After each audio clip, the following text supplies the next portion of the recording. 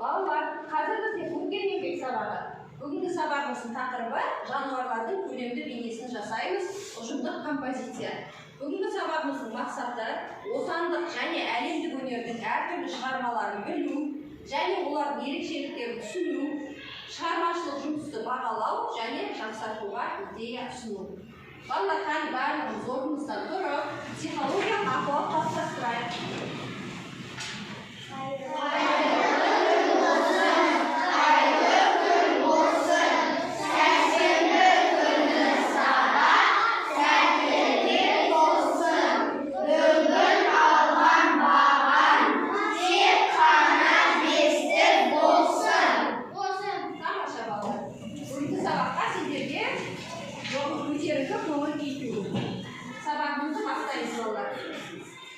Балалар, барлығымыздың назарымыз тақтада болсын. Суретшілерді жанды табиғат әлемі әрдайым қызықтырған. Ежелгі заманның өзінде балалар, суретшілер жануарлардың суретін жартастар мен үңгірлердің қабырғасына бейнелеген екен.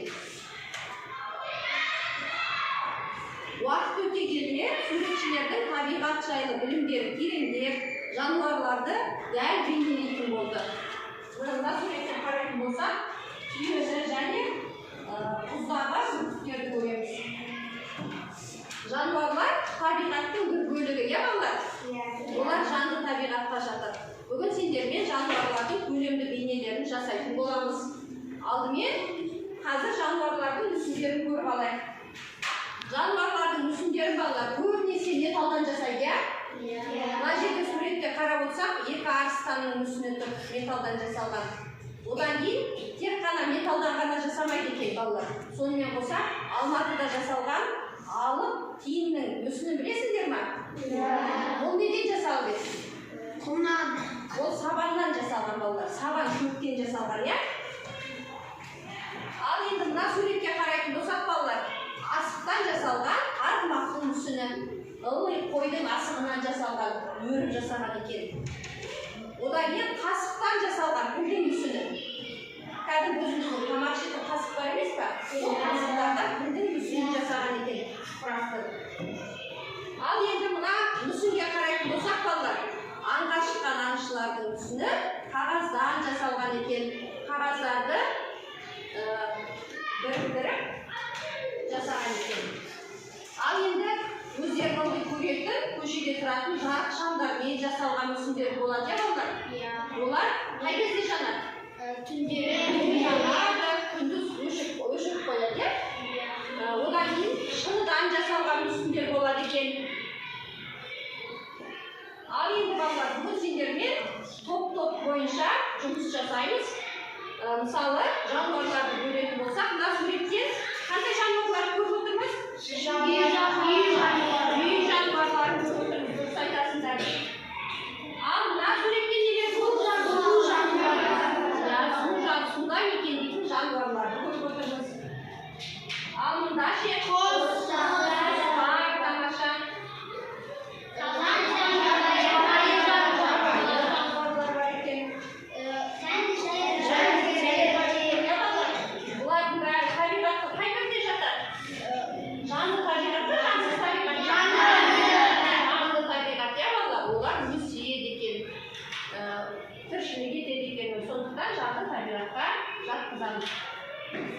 Ал енді балалар, бүгін біз жануарлардың мүсінін жасаймыз. Алдымен мына жердегі суретті қарайтын болса, бұл жерде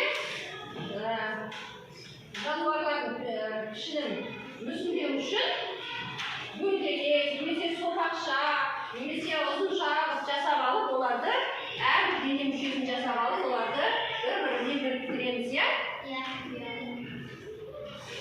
Ал енді керіктің мүсін дейтін болсақ балалар, керікті неше бөліктен құрастырған? Қарайықшы, қайып жібереді? Ал айтты, тоғжан.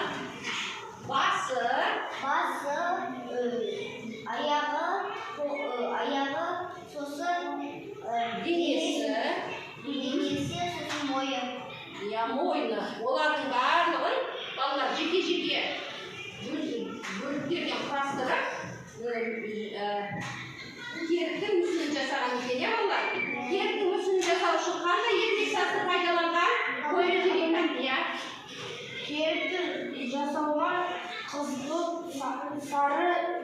Yeneksazlık gerek oldu.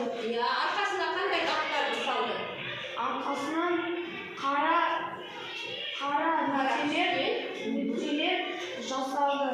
Жақсы, ал көзіне ше? Көзіне ақ сосын қара ермексаз жасалды. Міне сендерге қазір жасайсыңдар, я? Ал енді келесі тіл мен жолбарыс тілін түсіндірген екен. Тілді түсіндіру үшін қандай түстер керек? Апамен ал айта ұсыну.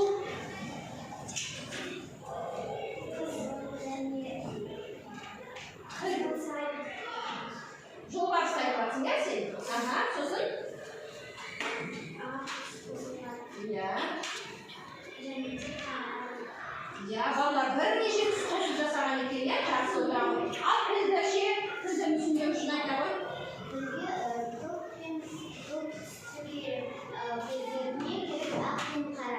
Жақсы, тамаша. Міне балалар, сендерге қазір өздері осылай жан-жануарды мүсінін жасайтын боласыңдар. Балалар, бүгін сіздермен композиция жасаймыз деп қой. Композиция жасау үшін әр топтың өзінің аттары бар, я?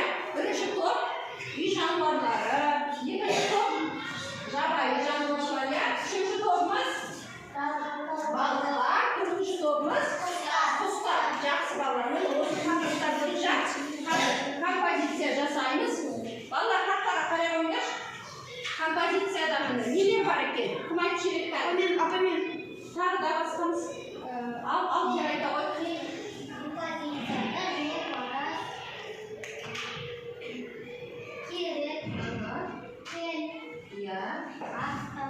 Ya, tағы не көріп тұрмыз? Ағаштар, сосын? Ya, көл, я, ортада кішкентай бөлшек бар. Мына жерде не бар екен? Жүрегіміз бар, я балалар. Міне сендер де сол сияқты қазір өздері сендерге мынау таратып берілген қатты қағаз бар, қатырма қағаз, түрлі түсті қағаздардан жабыстырып өздері осылай композиция құрастыратын боласыңдар. Қане балалар, қазір қолымызға ермексазымызды алып жұмысқа кірісейік.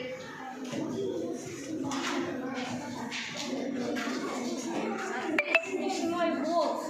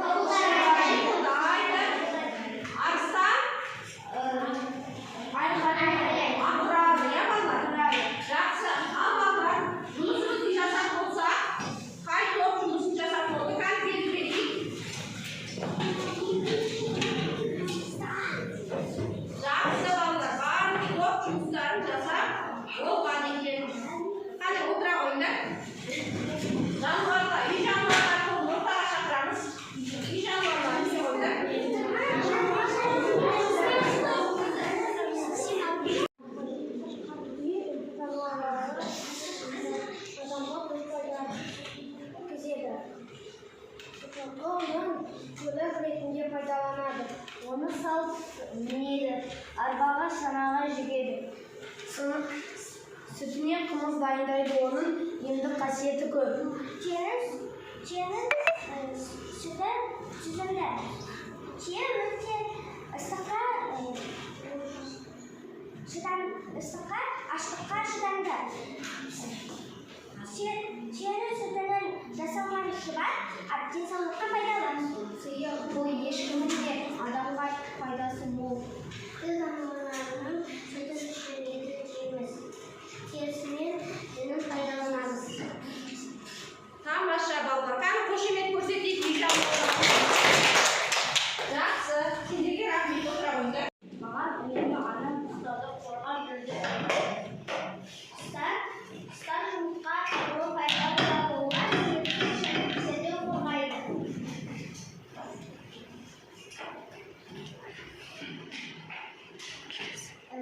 Далада құстарға жем шашар қамқорлық жасау керек. Құстардың оясын бұзып жұмыртқасы жарып болмайды.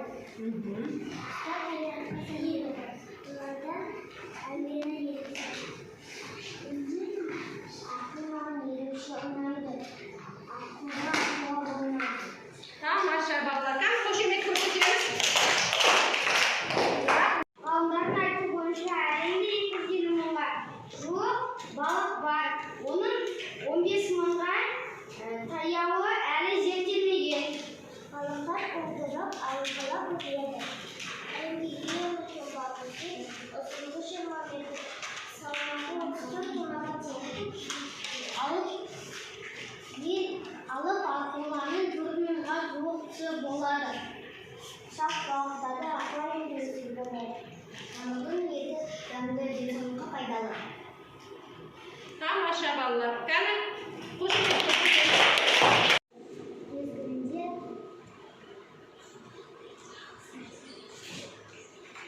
хайуанаттарға бүгін бардық. Hayvanatlar bağında ne var ekan? Жануарлар бар. Онда айылдар, жолдарда бұғалар, маймылар, жыралар ешқанда көптеген хайуанаттар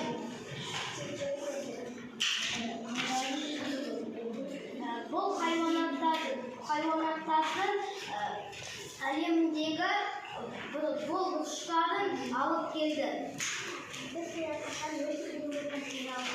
Жануарларды қорғаймыз. Қане балалар қошемет көрсетейік. Бүгінгі сабағымызды қорытындылайық. Бүгінгі сабағымызда не істедік? Қане кім айтады? Жәнібек. Біз жануарларды ермексазбен істедік. Тағы да біз топпен тұрып, Топпен жұмыс жасады, я? топпен жұмыс жасадық. Жақсы балалар. Ал айта ғой, Күлсім. Біз ермексаздан жануарлар, өсімдіктерді салуға үйрендік. Жақсы, тамаша. Ал енді бүгінгі сабақты балалар бағалап жіберейік. Бас бармақ әдісімен